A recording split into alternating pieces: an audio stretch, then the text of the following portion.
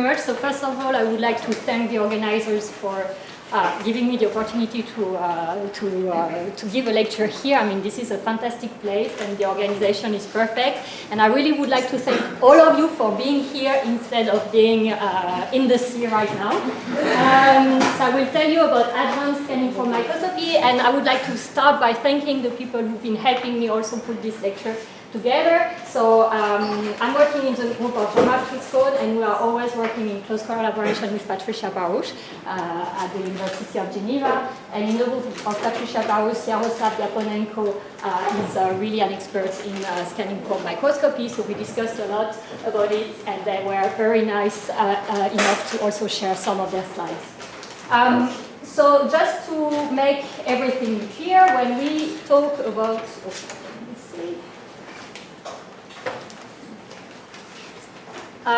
when we talk about scanning for microscopy, when we say microscopy, it has nothing to do with an optical microscope, but it has everything to do with a probe. And so instead of looking at things with using light, we are trying to monitor at the atomic scale, at the atomic level, what happens on the surface of materials using a physical mechanical probe, like a blind man trying to, just touch around and try to figure out what's happening. So here is the, okay, sorry, I will have to do it this way. Here is the outline of my talk. So I would like to start really following more the historical path. And so at the beginning, it all started with the scanning tunneling microscopy. So I would like to explain a bit how this works, and then we will see how this really naturally evolved into atomic force microscopy. And so I will spend some time describing this very nice technique. And then from this technique, there are different kind of modes that can be used to measure different properties of materials. And there are actually many of them, and I tried to find a nice way to present it. And so what I decided is to start with really looking at how the AFM works in the contact mode to show you the topography, and then to show you also all the different modes that can be used in this contact mode.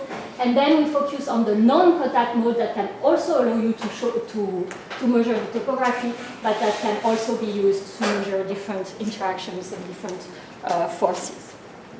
So we will start with the scanning tunneling microscopy and how it works. So here are the persons who invented this very nice system in 1981. So this is Jorge and Binging, and they were both working at IBM in Zurich. And so this is where I'm proud to be also Swiss, and not just French. And they also got, for this very nice development, the Nobel Prize in 1986, because this was a technique that they designed to be able to monitor at the atomic scale the atom. So how does it work? The idea is the following. You have a sample that you want to look at the surface of this sample, and you have a tip, so a mechanical object that in principle is very sharp and ends just with an atom. And so the idea, scanning, so you should be able to scan the tip above the surface of your material, or you should be able to scan the sample below the tip. The two techniques are equivalent.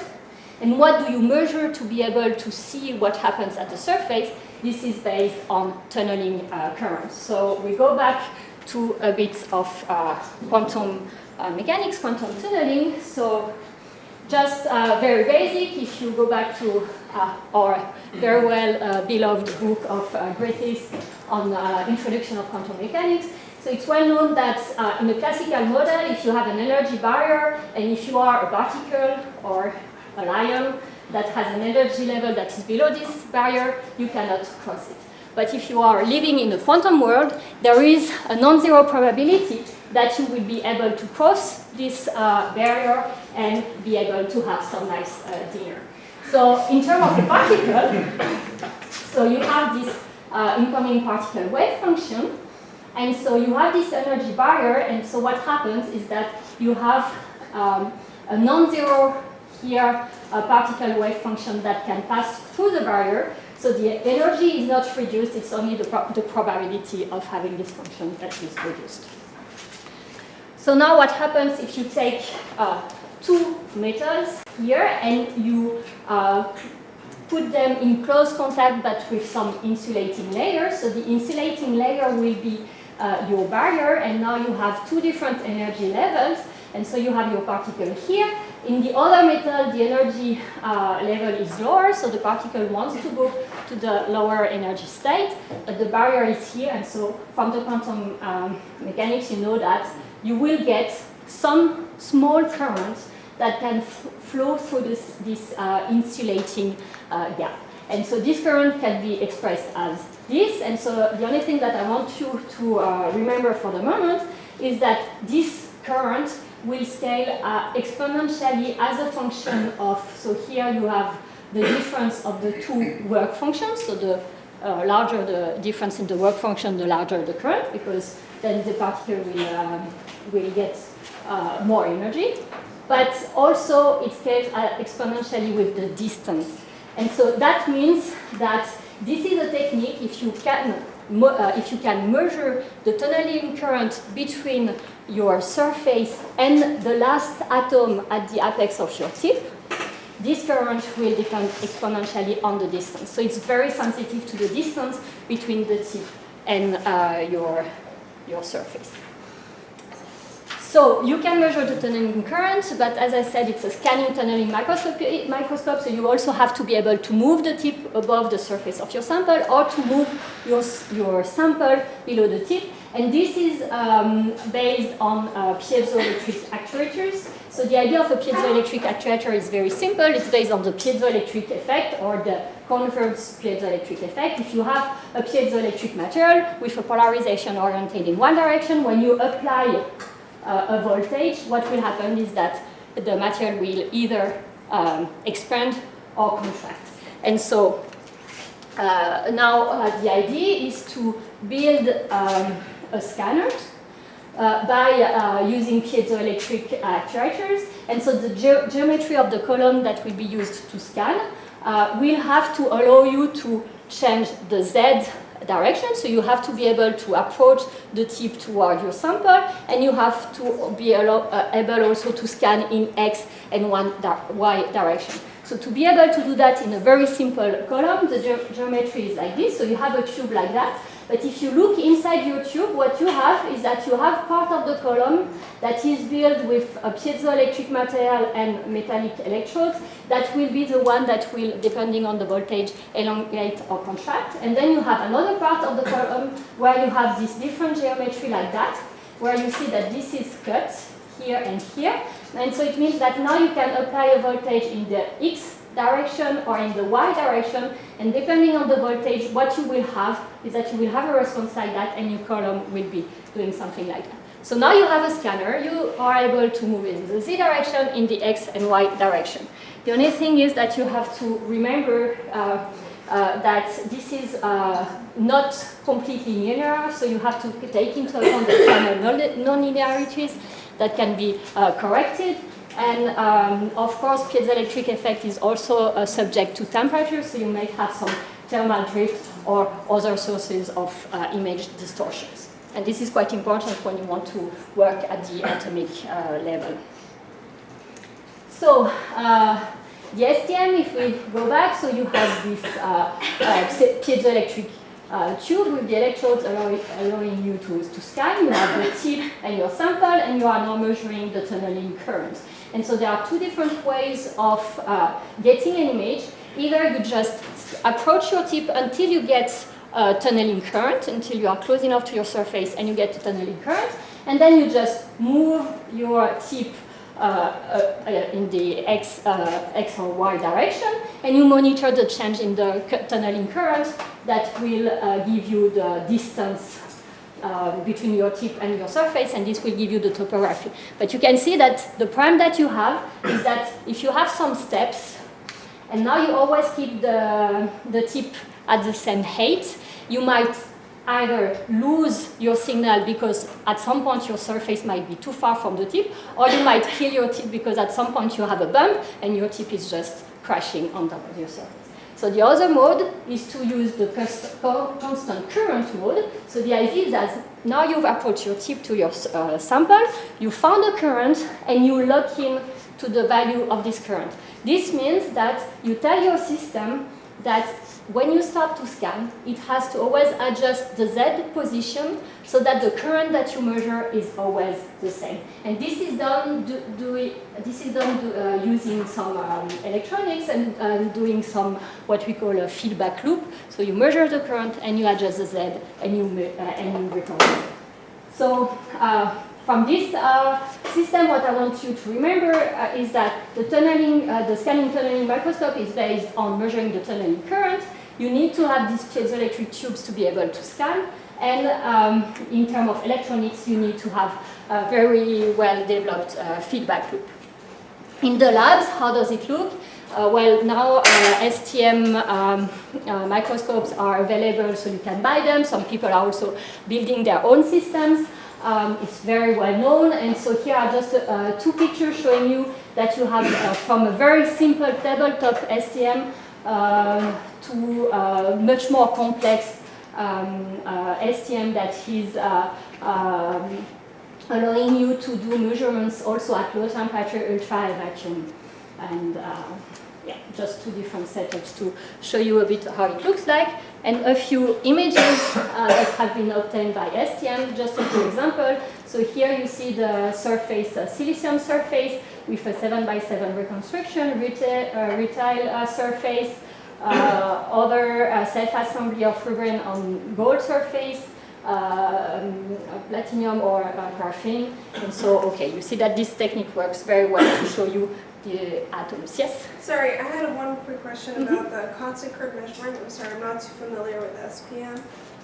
But is it also adjusting for the resonance frequency of the tip? Okay, so the question, so I just repeat so other people. So the question is regarding the resonance frequency of the tip, and so actually this is something that this will be answered later in the talk when I will talk about the non-contact mode of the LFM. So it will come back, and if you still have the question by the end of the talk, I'll be happy to come back. But in principle, how do differentiate between different atoms? Because they will give you, they have different work functions, they will give you different current and a different distance. What they do. Yeah, so that's a very good question. So actually, the question is how do you differentiate between the different atoms? So actually, the thing is that if you, here I'm really focusing on what I've shown you on the difference in height, so really on the topography. But it's true that this tunnel current will also depend on the density of state of the material or the atom that is just below. So actually what you are measuring is a tunneling current, and then you assume you have to do some calculation and assume that this is due to the height. But then, I mean, there are different techniques that will allow you to also differentiate from the different atoms in terms of the charges or in different terms. And this is also one of the things that we can see, for example, using Kelvin probe microscopy that I will show at the very end of my talk. Other questions, or it's okay? And you are very most welcome to ask a question at any time. Okay, so a few nice examples. So we start very simply by looking at the topography, but the STM can also look at other things, look more deeply into the physical properties, and so this is the scanning tunneling spectroscopy. And so the idea is to now, with the tip of your STM at a fixed position, to measure the current as a function of the voltage that is applied. And for example, if you have a superconductor, what you will see is that you have no current until you reach the gap, and then you have some current. Or if you have a normal insulator, normal interface, you will get a different response. You can also measure the derivative of the current as a function of the voltage. And so what you do is that you just measure this IV curve as a function of the tip position, and that will tell you locally if you have something that is conducting or in the normal state. And so this is the technique that has been used, for example, in superconducting materials, where you can look, where you can see locally the presence of the vortex in the superlattice material. And another nice thing that can be done using the STM is also to manipulate the atoms themselves. And so I find these images really amazing. And so the idea is that here you have, so these were iron atoms that were just scattered at the surface of copper metal. And so the idea was to come with the tip of the STM and to create a bond that will attract these scattered ferroelectric atoms, and to just take it, so you come with the tip, you pick it up, you move around, and you put it down. And so, I mean, not only were they able to do that, to really manipulate the atoms, then image to see where the atoms are, but also they were able to create some very nice structures where they put, for example, here these atoms following this ring, and what you see here inside is the oscillation of the electronic density that is having this 2D, so you have this 2D electron gas at the surface that starts to create these standing waves. Okay, so beautiful technique. What you see here already is that because you are working in a range where the tip is really so close to your surface and to your atoms, you can really be sensitive to, you can create some bonds, and you can use some forces and some interactions between the atoms of your surface and the atoms of your tip. And so this is how the atomic force microscopes was invented shortly after that. So maybe one negative side of the scanning tunneling microscope is that, of course, it works very well, but only for conducting surfaces. I mean, you need to have the electrons that are able to create your tunneling current. So it was not possible to image insulating materials. But when you work at so short distances with your probe, now you are also feeling the atoms of your surface, and you are feeling the forces. And so atomic force microscopy is really measuring the interaction, the forces between your tip and your sample.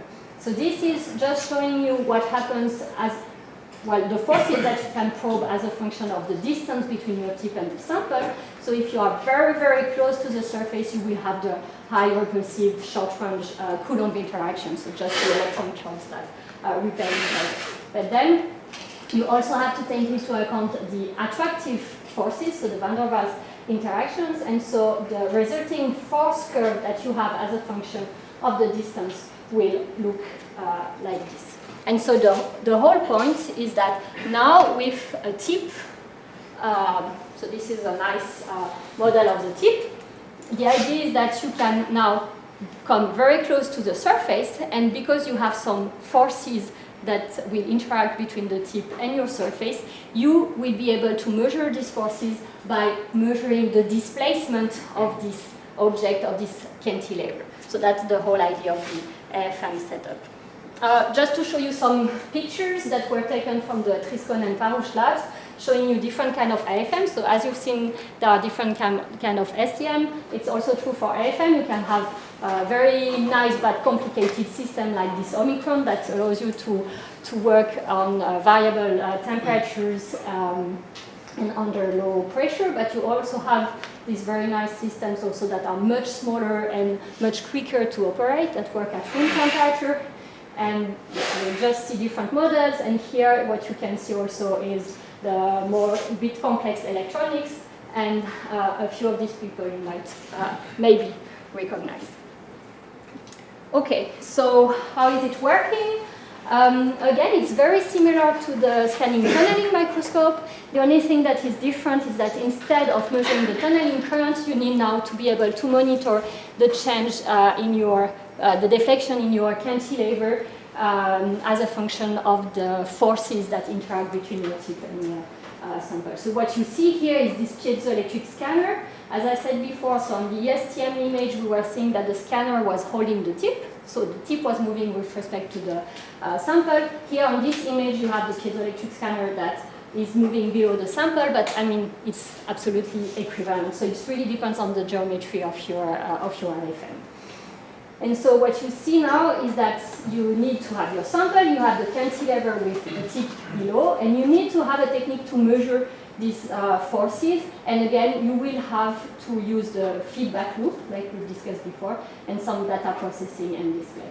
And so now when you have your cantilever and your tip, So when you are in contact with your material, what will happen is that depending on the interaction, you can have some vertical deflection, but you can also have some torsion or even some buckling of the cantilever. And so you need to find a way to detect that. And just to show you a bit, of course, these are the three easy mode, but the real deflection of your cantilever will correspond to a combination of all these different modes, and you have to keep that in mind. So how do you detect? Historically, the detection of the movement of the cantilever was done using the most complicated way, using a scanning tunneling microscope. So the idea is that because, okay, they had already, I mean, you recognize the name, they had already scanning tunneling microscopes. They said, okay, why not put now between your sample and the tip of the STM, let's put an AFM tip. And so the idea is that now if you want to measure this insulating material, you put an AFM tip on top that will be sensitive to the interacting force, and then you measure the deflection by using a scanning tunneling microscope. It worked very well. It's a bit expensive technique, and there are other ways to monitor this cantilever response. So this is using the STM. You can also use interferometry, capacitance measurement if you have a metallic cantilever and you come with another metallic plate and you measure the capacitance. This also gives you the distortion, piezo resistance or piezoelectricity. And here now I would like to describe the beam deflection because this is what is now used in most of the IFM technique.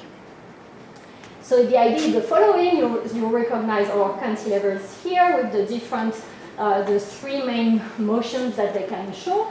And so now the idea is that you come with a laser, you shine the light of your laser at the very end of this cantilever, and you have a reflection, you have some mirrors that will send then the laser point to a photodetector.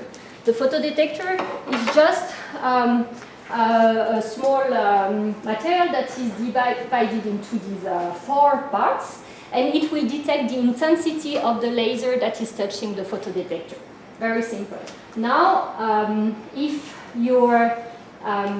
you have some vertical oscillation of the cantilever, the laser point, the laser spot on your photodetector will be moving vertically. If you have some torsion mode like that, the laser point the laser spot will be moving horizontally. If you have some buckling, you also have this vertical movement. And so electronically what it does is that each of the 4 quadrants is measuring the intensity, and to know exactly where the point here, I mean, you get the vertical signal by just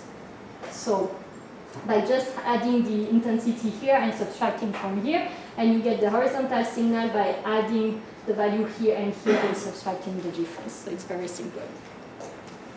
So of course, so now we have a scanner, we have a photodetector to monitor the movement of this tip. So now the cantilever itself is very important. So the cantilever will be the part here where the tip is fixed below. So the tip will be containing the atoms that will be in close contact to your surface, but you also need the cantilever to be able to bend with respect to the forces. And so there are different shapes. So for example, here you see some cantilevers that are shaped like that or like that. And for example, here on this image, you see it, so you have this cantilever and you have the tip that is shown here. They all have different lengths with thicknesses. And what is very important also when you do the measurements is that they have also different spring constant. And so this spring constant is important because from the Hooke's law, this tells you for fixed force how much the cantilever will bend or not. So of course, when you do these surface measurements, it's also very important to have a very nice resolution of the tip itself. So the end of the tip, ideally just one atom at the end of the tip, is very important. And so, I mean, you can consider, for example, that you are trying to scan the topography of a mountain by using just a golf ball. So this is if you want to have a nice resolution, but if you do the opposite, if you try to scan the surface of this golf ball with the tip of the mountain, then here you might have a very bad resolution. Okay, so the tip itself is very important. Now it's also very important not just in terms of the shape and the last atom or the atom that will interact with the surface, but it's also very important in terms of functionalities and how the tip will be covered. For example, if you need to have an insulating or metallic tip, like we will see in the different modes that we will discuss later. So here are just a few images showing you that it's possible to get a very sharp tip on top of a tip, and that you can also cover the tip with different materials. And another thing that I would like to mention, a technique that I found very beautiful, was the idea to use carbon nanotubes.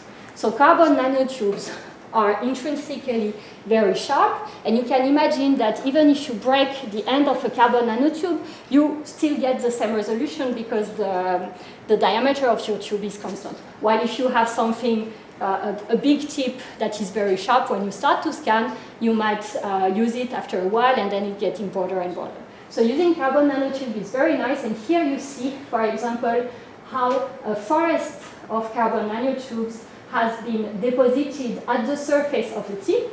And actually, when you come close to your surface, what happens is that you will start to have interaction with the longest or closest to the carbon nanotube that is closest to the surface. And now, because carbon nanotubes can be metallic or semiconducting, you can also have nice electronic properties of your tip as well. And there's many papers that I invite you to read. Okay, now let's focus on this. So now that we know how, yes, sorry. What would be the typical way to manufacture this kind of tips? I mean, not the carbon nanotubes one, but the typical one you use. The typical what? The typical kind of tips we use. Oh, well, the thing is that the tip that you use depends a lot on what you want to use it for. So, for example, if you want to do contact mode AFM, this is the kind of, this is where the tip might be more easily damaged. So it's nice to work with diamond tip, but diamond is a bit expensive. So you also have to, decide on the kind of the tip depending on the functionalities that you want to have, but also on the price that it will be. But I mean, physically, how do we manage to do so? The thinnest, the Oh. sharpest? Okay, nowadays there are many companies who sell the tips, so it's just easy to buy it. I mean, there are some chemical techniques. So, for example, for the STM, what you do is that you buy a tip that is already done, but that is quite broad, but then you do some kind of chemical etching until you can, so you just do some chemical etching that will remove part of the material at the surface, and you hope that at some point it will be sharp enough so that you get good interaction. But I mean, you can also use just the scissor technique. So I mean, there are ways to just, you have something that is very long and sharp, and you break the end of it, hoping that it will be sharper than it was before. I mean, there are many different ways to do the different tips. Okay, so contact mode, topography measurements. So again, the tip, the cantilever, and so the idea is that you come in contact to your surface, and what will happen is that depending on the distance between your tip and your surface, you will be either in this repulsive force acting, trying to repulse the tip, or you will be in this attractive mode, or if you are even further where you don't even feel this van der Waals force. And so, okay, there's 3 different modes. So the contact mode, so there are different models to try to explain or to show how you will deflect the tip depending on the force that you apply and as a function of your spring constant. But really mostly what you are doing here, I'm showing the Z voltage. So this is the voltage that is applied to your piezoelectric column, so telling you how close or far you are from the surface as a function, so this is the Z position, so this is telling you how close or far you are from the surface, and this is the voltage that is measured actually at the photodetector, telling you how much of the deflection you have. So what you see is that if you start here far from the surface, you are already pointing to the cantilever with your laser, and so you look at the position of your laser on the photodetector, and when you approach here, you see that the position is not changing because you are still far from feeling any force.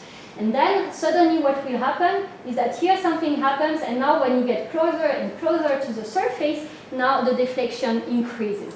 You see this increase here. And so this is just due to the fact that suddenly you've touched your surface, you start to feel the force interacting between the tip and your sample, and so you have your cantilever that is deflected. And what is really nice also is that, okay, you should not go too far because at some point it will break.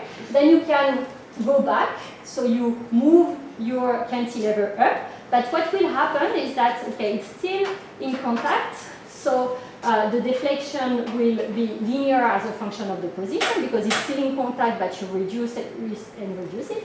But what you see also here is that actually you stay in contact longer than when you arrived. And so this means that you have some adhesion. So this is linked to the chemical interaction between the atom of the tip and your surface. And then suddenly the tip pulls off, and then you are again away from the contact. And so the idea when you calibrate your sample is that you do this force distance curve. So you approach and retract, and then you will fix a certain deflection, and you will tell the system that you want to work always with the same deflection, and again using a feedback loop, you will adjust the dead distance so that the deflection is constant, and so this will give you the topography of your measurement. Sorry? Yes? You told that you can damage the tip, but you also can damage the surface. Right? Yes, yes. So we can also damage the surface, and actually most of the time you're not happy to do it, but sometimes you are. And there is a very nice technique that I will show also later that show you how you can measure in 3D the properties of the material, but by actually getting rid of the surface layers and really making a hole in your material. And so again, depending on the kind of material that you want to measure, if it's something that is hard or soft, or if you are working in liquid and so on, you will also have to choose the tip that you want. And so I was mentioning before diamond tips that are quite nice because you cannot damage them, but they will definitely damage your material. And so you also have to choose not only the tip, but also at which level here, at which force you want to work at in order to avoid damaging your sample. Yes? Why the curve of the approaching and the retracting curve is so different on the pictures? Sorry again? Curve of the approach and curve of the retraction looks different. You're saying the difference between approaching and retracting. Yeah. Yes, so the difference that you see here, so this is a simple schematic, and this is really the actual response of a cantilever measured as a function of distance. This is really because what happens is that when you are far away from your surface, nothing happens until you are close enough, and then you start bending. But then when you want to retract, actually what happens is that now you've created some really strong interaction between the atoms of your tip and your surface. And so you have to break some chemical bonds to be able to fully have your cantilever, your tip free from the surface. And so actually this, how much you have this adhesion, this will also depend on the atoms at the end of the tip and on the atoms at your surface. Okay. And so here is just an example, but there are many others, of course. So this is just an example to show you that it's possible to do some nice topography measurements using this contact mode LFM. Now, if you are in contact, you can also do piezo response force microscopy, and so I will develop a bit more about this technique because that's a technique I like very much. So, piezo response force microscopy, if you try to measure on a ferroelectric material, so you know that ferroelectric materials have polarization that can be oriented in different orientations. And now, when you come with your tip in contact to the surface of your ferroelectric layer, you can use a tip that is metallic, and you can have a bottom electrode also below. So now you can apply a voltage between your tip and the bottom electrode, meaning that this will apply a voltage through the material that you want to measure.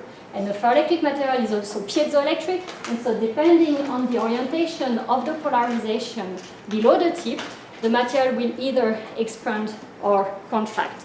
And so this is just a simple movie showing you the principle of the technique. Here you see that you have a sample with, that should be a bottom electrode. You apply a voltage between your tip and this electrode, and you have in between your material that has, as you see, different orientation of the polarization. And so you start to scan, and while you are scanning, you are also applying the voltage, and so locally below the tip, you see that the film will deform, and it will either deform in phase or out of phase with the signal. So just to be a bit more precise, here again you see the tip and the different region with a polarization up or a polarization down. So if you deform the film, you can measure the deflection. But actually this deflection, due to the piezoelectric response of the material, is very small. And so to be able to really measure it more accurately, the idea is to apply an AC voltage and to lock to this AC voltage. So now, instead of just having an elongation or a contraction of your film, the film will really oscillate. And you are measuring now this, the deflection of the cantilever at the frequency of this AC voltage that you apply. And so you apply this AC voltage. And now if your tip is sitting on a region where the polarization is up, the material will expand and contract in phase, and so you will measure the amplitude of the deflection of your cantilever, and you will see that it follows your AC signal. If now you do the same thing, but the polarization is pointing in the other direction, is pointing down, now when you apply a positive voltage, it will first contract, so the amplitude will drop, and then it will increase and drop again and increase. And so you are measuring again the amplitude of your response, but here you see that the phase is shifted by 180 degrees. So with this technique, you can first, by measuring the amplitude, see if you have a piezoelectric response below your tip, so if the material is piezoelectric or not. But by measuring the phase, also, you can see if the polarization is oriented in one direction or the other. And so just to increase the signal, we can also work at the resonance of the tip. So now what happens is that because you apply an AC voltage between the tip and your bottom electrode, the sample is oscillating at this frequency, but the oscillation and this will create an oscillation of your cantilever. And now, depending on the cantilever and the geometry of the cantilever, this oscillation will be stronger for a given frequency. And so if you are trying to work at this frequency, you get a much higher amplitude, and then you will get much nicer images. And so the idea is that, of course, this frequency will depend on the cantilever itself, but also on the interaction between the sample and the cantilever. And so while you are scanning in X and Y, the frequency, the resonance frequency will be changing. And so the idea, by using this dual AC resonance tracking, is to actually have two lock-ins that will work at a frequency slightly below and slightly above the resonance frequency. And then when the resonance frequency is moving, it will see that the two amplitudes, instead of being the same when you are on the peak, you see that if the peak is shifted, the two amplitudes left and right are different, and it will tune to be able, again, to work at the right frequency to always follow this peak. Okay, just some technicalities, but this works very well, and so this allows you to have a signal even in materials where the response is very small.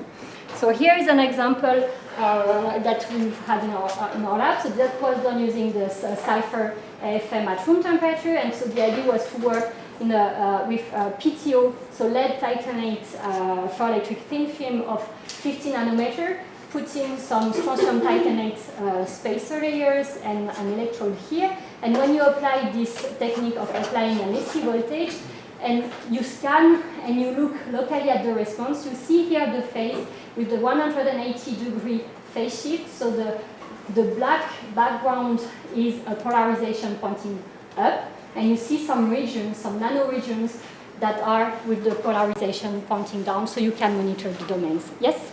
So if you're working on resonance, won't there be some crosstalk from the topography of the material? Yes. So don't you want to work under the resonance? Okay, that's a very good point. So the question is about the crosstalk with the topography itself. And so it's true that if you work at the resonance, you might have some strong crosstalk.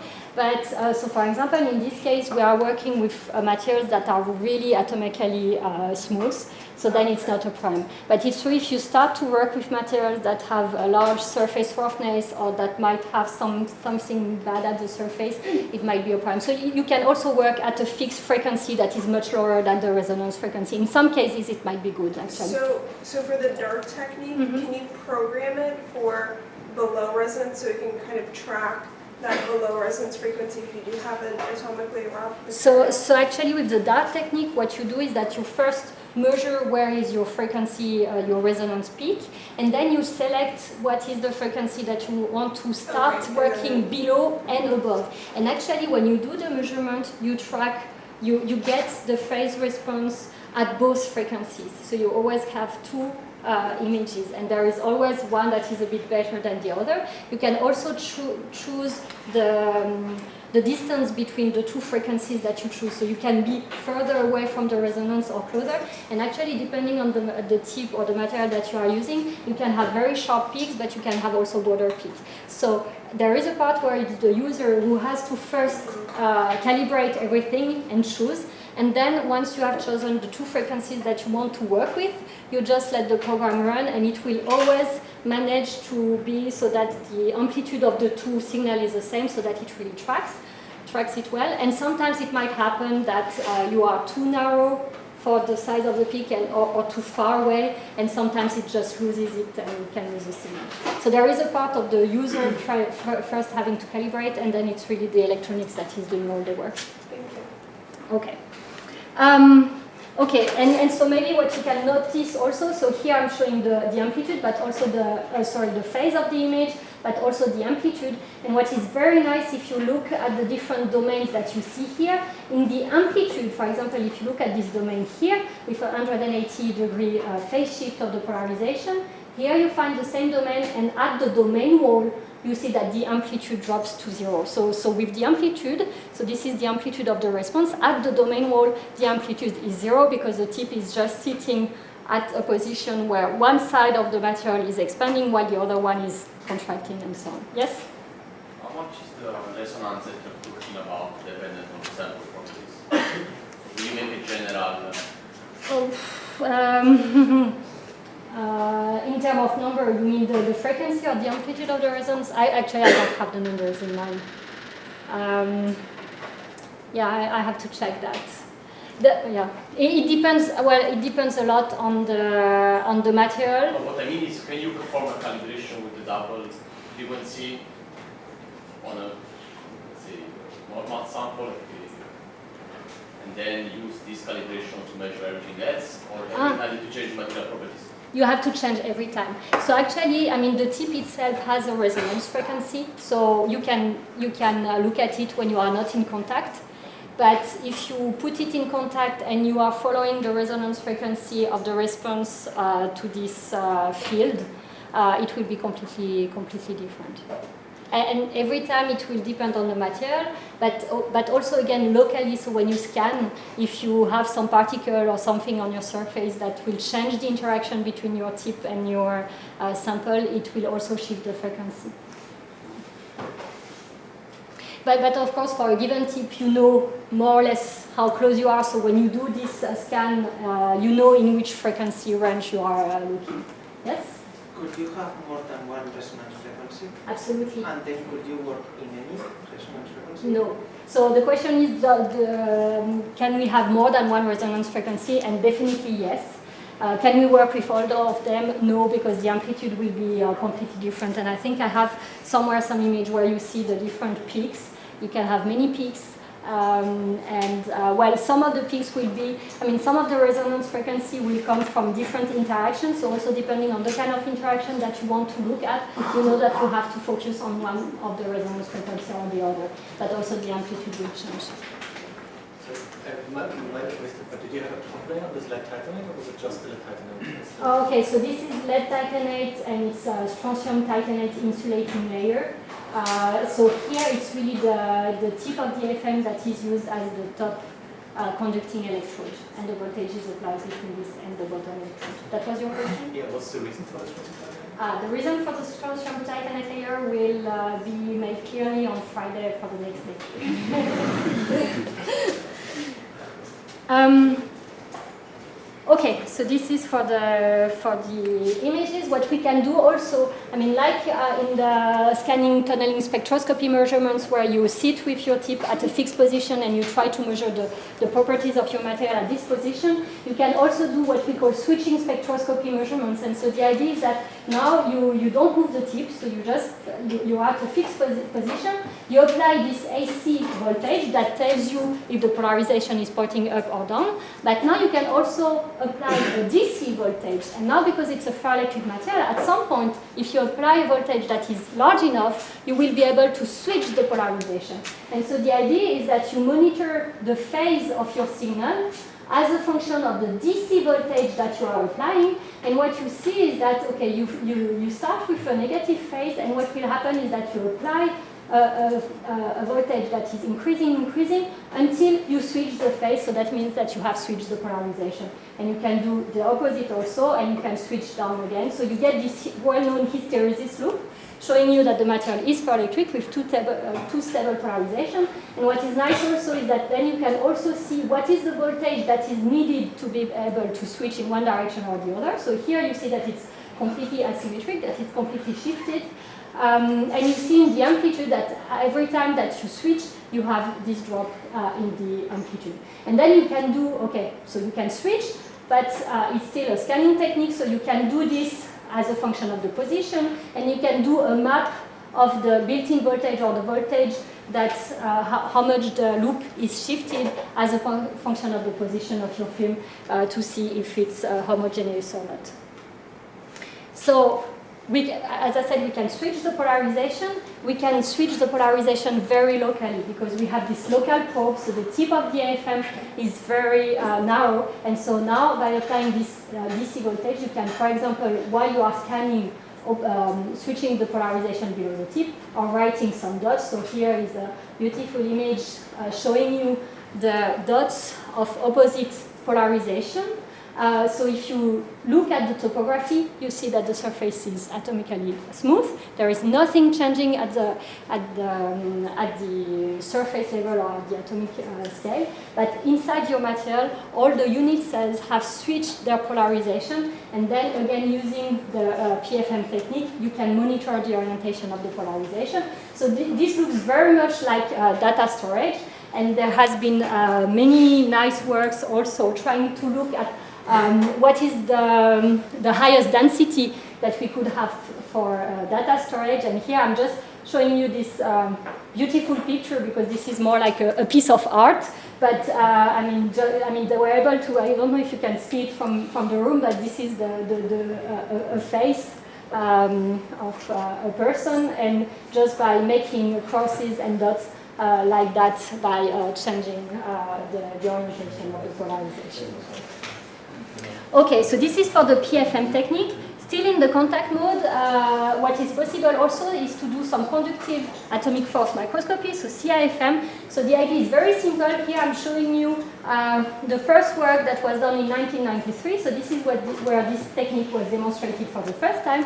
Now if you work with a metallic tip, and you have some sample below, you can also measure the current in a real contact between the two metals. And so here the idea was to look at the silicium oxide, gate oxides. And so the idea was to apply a voltage between the tip and the device and to measure the current as a function of this voltage. And so here you can see the tip current as a function of the voltage, and again you can do this point by point, and so you get a map like that. So I think here below this is the topography, and here above it's showing you that actually this silicium gate oxide was not so homogeneous locally. I mean, there is a very nice book also that you can read on this technique, but some more recent measurements, very nice measurements, using this technique. So you've seen many talks discussing about this LAO-STO interface, and the idea of this 2D electron gas that appears at the interface. And so the question was, why is this 2D electron gas rising, and also how deep is it? Is it only localized at the interface, or is it going deeper in the material? So LAO-STO are both insulating materials, and it's well known now that when you put them together at the interface, you have this 2D electron gas that can be, that is conducting and that can be even superconducting.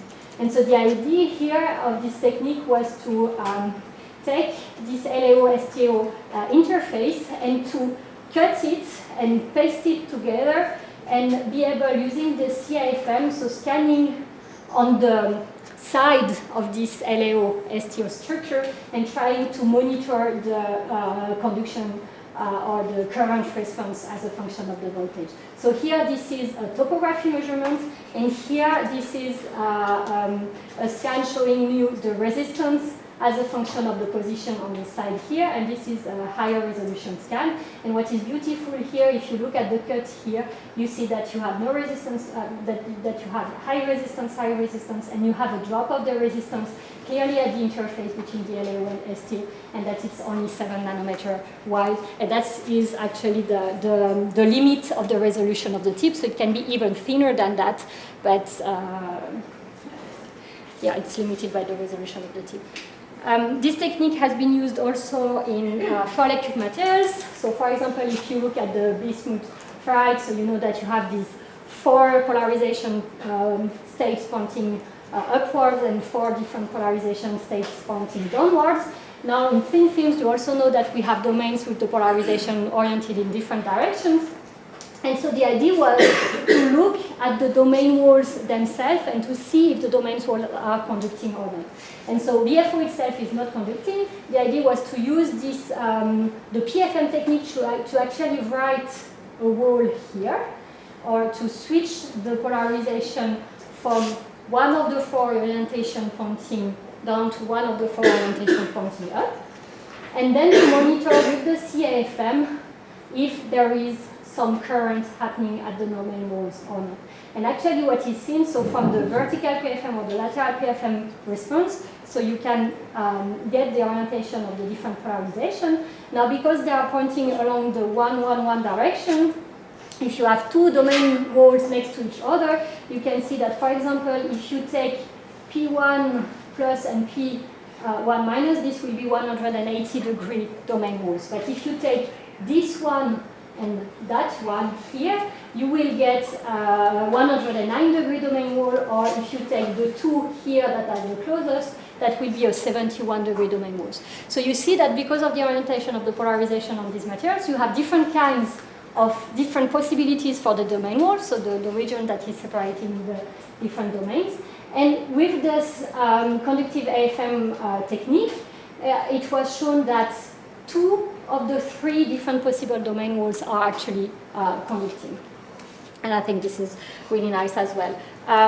It was also shown, for example, in PZT, where we have simple 180-degree domain walls, and here again you see overlapped on top of each other the PFM amplitude in red and the CIFM current, and you see that you have a current happening only at the domain walls inside the material that is otherwise insulating.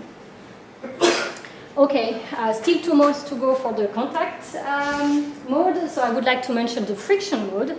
So the friction mode is saying, okay, when you do the topography in the contact mode, you mostly concentrate on the deflection of your cantilever, in this direction. But actually, when you scan, if you are in contact and you start to scan in this direction, what will happen if you have a strong friction force, the cantilever will be also moved laterally.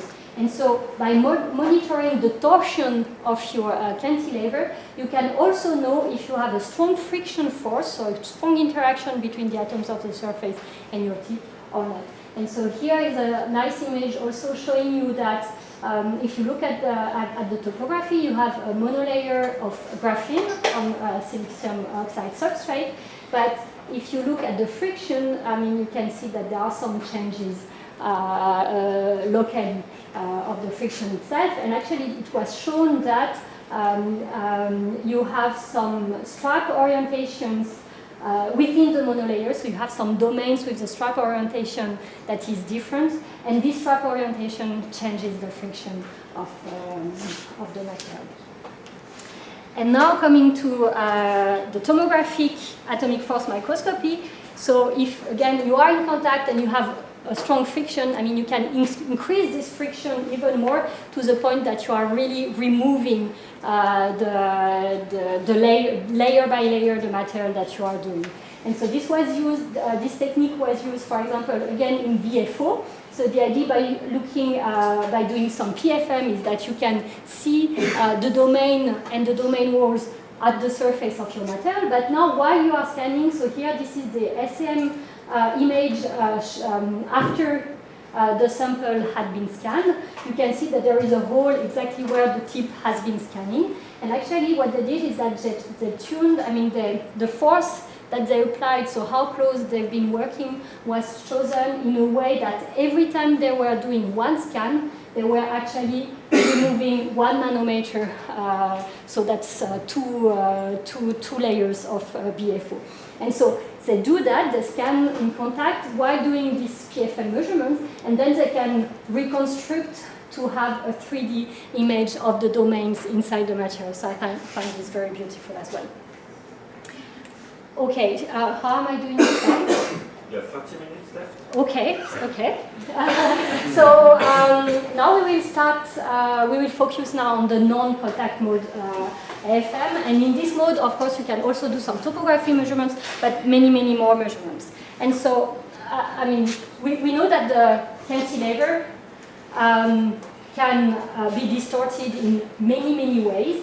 And so we've been talking already on the resonance frequency, the resonance response of the cantilever. And of course, I mean, you have an object that is clamped on one side, it's attached to this device, and then it's free on the other side. And so this is where the forces will happen. So of course you can deflect it, but you can also bend it like that, and you have many other modes. So this will be only the vertical distortions, but you have also many other modes like that, the torsion, buckling, and so on. And the complete response of your cantilever is just a mix of all this. And so now, there was one question regarding the frequency response. And so here you see that you have a forest of peaks that show you different resonance frequencies of this movement of the cantilever. So that may look a bit scary, but actually there are different ways to address this and actually use these different resonances. And so to start with, the best way to understand is to go back to the harmonic oscillator approximation. And so the idea is that you model the tip by saying that you have an harmonic oscillator with some damping here that will depend on the shape of your tip. You have also a drive. So now what you are doing is that the cantilever here is also attached to a piezoelectric actuator that makes it vibrate. And so you have this drive here, but so this drive will make the cantilever vibrate, but additionally to that, once you are close to the surface, you will also have a force that is due to this tip surface interaction, and that will change with the surface. Okay, so the idea is that if you remove all the interaction, you can, for a given drive, you have an amplitude, well, you have the vibration of your cantilever with an amplitude and a frequency that depends on the damping. And of course, I mean, you also have a phase difference between the oscillation of your cantilever and the oscillation of your piezoelectric actuator. So now if you add the tip surface interaction, what will change is that the force that you have here is not just the force due to the drive, but also to the tip surface interaction. And actually what it will do also, so some simple modeling, and you can see that it will have an effect on the spring constant of your oscillator. So now you have a new oscillator with a different spring constant, and also you have a change in the resonance frequency. So adding the force between the tip and the surface will change the amplitude of your response of the cantilever, and it will also change the frequency of this response. And this is how we can work with it. Okay, so if we now focus on the change of the amplitude only, the idea is to work in a region here. If you remember this force distance curve, if we work, so we have the tip that is oscillating, but if we work very close to the surface, what you see is that now the change in the force, so dF dz, is constant. And so now you can really, so this part is constant, it's only the amplitude that is changing, and the frequency is not changing so much because the frequency changes as a function of the derivative of this force. So if you concentrate on this region that is called this tapping mode, you can just monitor the change of this amplitude modulation, and you can get some nice images, some nice topography. Now, if you work in the other region where you have a change of the frequency, I mean, you see here, so this is the response of your tip. So depending on the kind of forces that you have and how they change, they will not only shift the frequency, but they will also change, they can also change the shape of this resonance. So if you have some dissipative forces, it will also change the shape, but if you have conservative forces, it will not change the shape. Okay. So now, just topography. So the idea is that you come with the cantilever, it oscillates in air at its resonance frequency, and then you come closer to the sample, and so what will happen is that at some point, the amplitude of the oscillation that you have will change. And so again, with some feedback control, what you do is that you adjust the height or the distance between the tip and your surface so that you work in a constant amplitude. So in this constant amplitude mode, here I'm just showing you some topography measurements. So by changing this, so you just monitor the Z value that you have to adjust so that the amplitude is always the same. But now because you have this interaction, I mean the phase is also, the phase response is also changing, and you can also at the same time monitor the phase. And so this phase will also give you an information on the adhesion and viscoelasticity of your surface. So depending on the surface and the surface tip interaction, the tip might be sticking a bit to the surface or not, and this will shift the phase. And so by monitoring the phase, you see that you have changes of adhesion at your surface. Okay, the problem with this tapping mode is that actually you are really doing something like that, and at some point, depending on the material that you want to look at, or depending on your tip, you might end up also damaging your material or the tip. So the idea is that you can also do the same thing, but working a bit further away, and it works as well. Here you see some very nice images, but when you work at this distance, you are less sensitive to the topography, and you become more sensitive to other forces.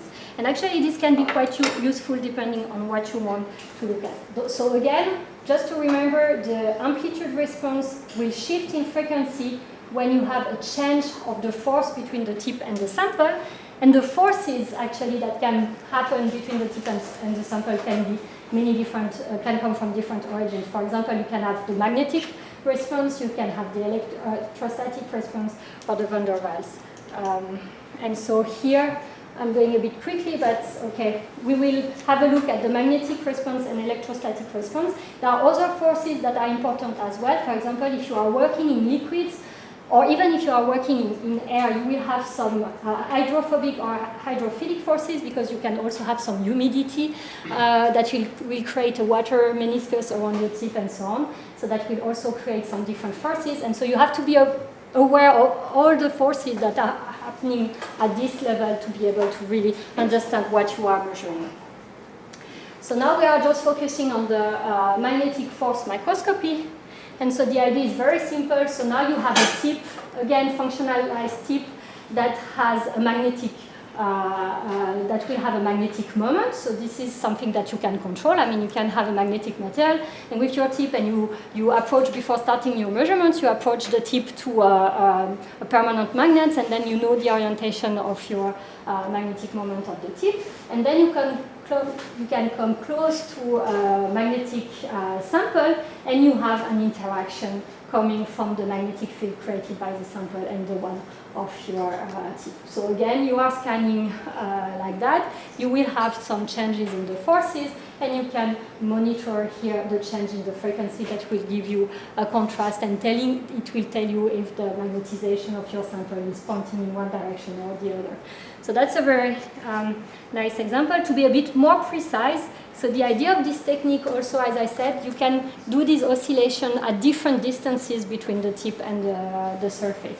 And so the idea usually what you do is that you first do a first scan where you are in the tapping mode, so where you are really looking at the topography of your surface, and then you do a second scan that is much higher, and so then you get rid of the signal from the topography itself, and you are only sensitive to the magnetic force. So this is what is called the force range technique. But there is another technique that is very similar and working actually with higher resolution. The idea is that when you do the first pass, you monitor you record the topography. So you do one line where you record the topography, and then you lift up.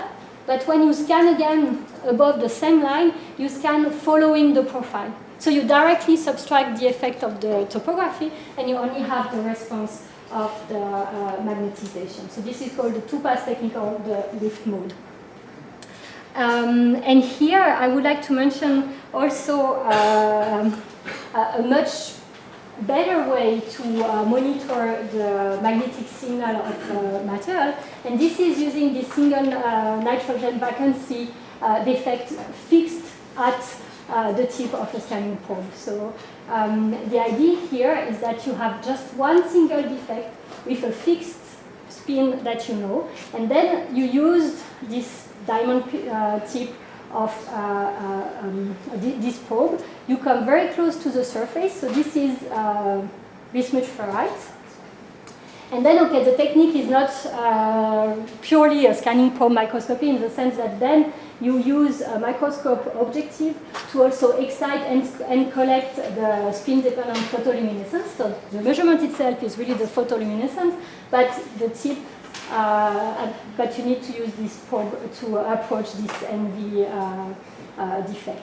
And so by using this technique, they were able to show the contrast. So I think that was one of the questions also for the talk before. If you can look with the second harmonic generation, if you have a resolution that allows you to also follow the spin cycloid in BFO. And so here you see that not only you can follow the orientation of the spin cycloid, but here if you look at the dashed lines here, this is where the domain walls, the ferroelectric domain walls are. So remember that BFO is both ferroelectric and antiferromagnetic. Here the idea with this probe is to look at the orientation of this spin cycloid, of this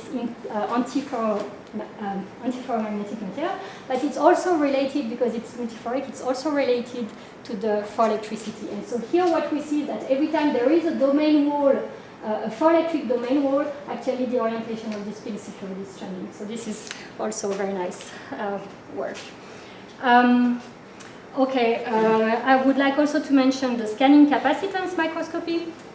So again, you have this tip, it's metallic, you can also apply an AC voltage, and the idea is just to monitor the capacity change. So now you are using the tip and a bottom electrode, and to measure the capacity change that is induced by changing the voltage here, and by inducing some carrier accumulation or depletion within this semiconductor surface layer.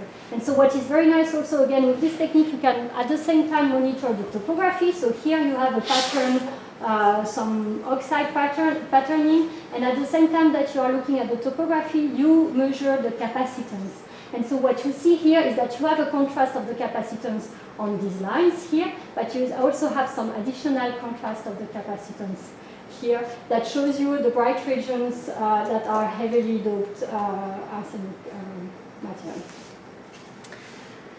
Okay, and another technique, another force also that you can probe is this electrostatic force microscopy. And so the idea is that when you have a material, so for example, if you start with a photoelectric material and you switch the orientation of the polarization, you can have some surface charges that can be different depending on the polarization that you have.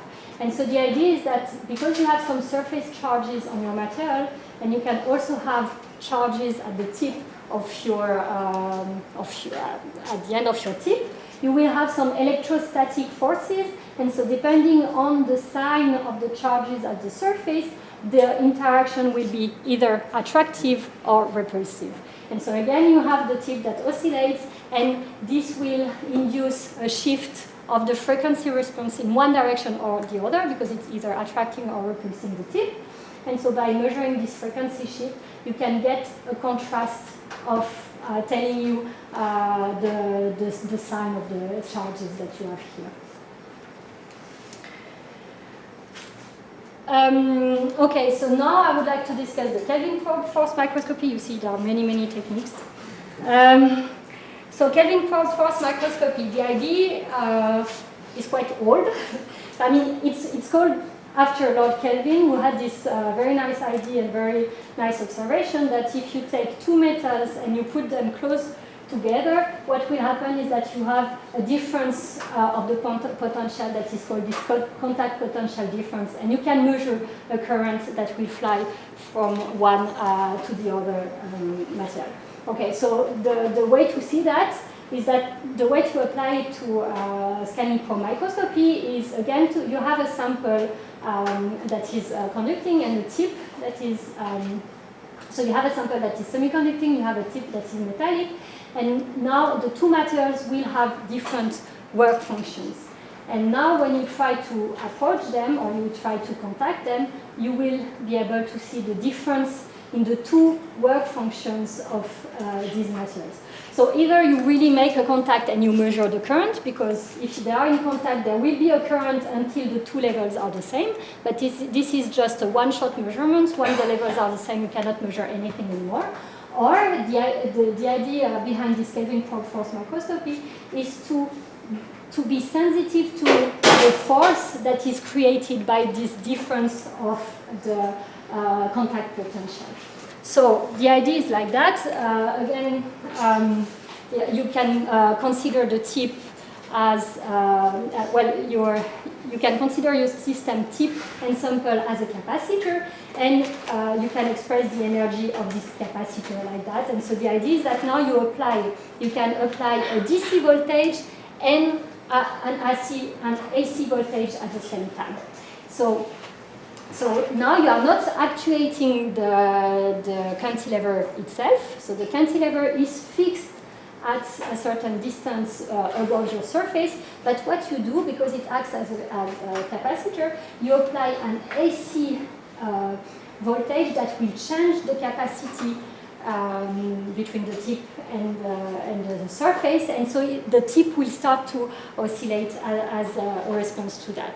So you measure this oscillation that is induced by this voltage, and now what you do is that you change a voltage bias until this oscillation is 0. So again, here from this equation, what you see is that if you apply a field between the tip and your sample at this frequency, the response of the cantilever will be to vibrate at this frequency as well. And if you have a DC and an AC voltage, you have the response, so this is the energy that you have, so you have some energy dissipation that goes at this frequency as well. And so this will give a change in the amplitude, and so what you do is that you change the DC voltage or the bias that is applied to your tip until this value, that is the difference between the bias that you apply and this VCP term, until this is 0. And so really, the only thing you do is that you are scanning close to the surface of your material, you change this DC voltage, and this DC voltage is directly the VCP that you are trying to measure. And so this is an example of the Kelvin probe microscopy that was used to monitor some gold atoms on the surface of Kuiper material. And what is really beautiful by looking at the frequency shift that is called, or the amplitude shift, is that you can see a difference between a pure gold atom or a gold ion. And so, I mean, it's not just a difference of the atoms themselves, but it really tells you about the charge of the particle also. Okay, I'm coming to the end of my talk. So I've shown you many techniques, but actually there are more modes that can be used. So the idea, I mean, it's a bit frustrating because in a short time it's difficult to show all the beautiful things that can be done with scanning probe microscopy.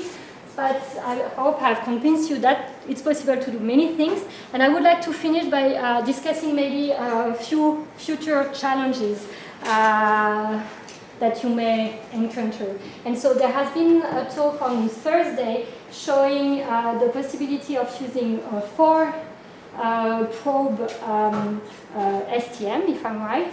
And so this is 4 probe STM measurements that was connected directly on pulse laser deposition.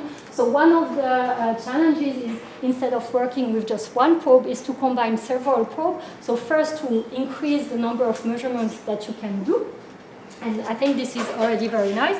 There was also this idea a while ago of combining SPM with different techniques as well. So the idea was to increase the data storage by using this millipede technique. And so the idea was that all these tips were able to, at the same time or independently, write or erase dots on the plastic surface, making some memory also. And so, okay, increasing again the density and the speed at which you can access the different points because you have different probes. And I mean, the future really is not just to combine a lot of different probes to increase the number of measurements that you can do, but really to combine different probes where each probe has a different role. So, for example, this is just a concept that was proposed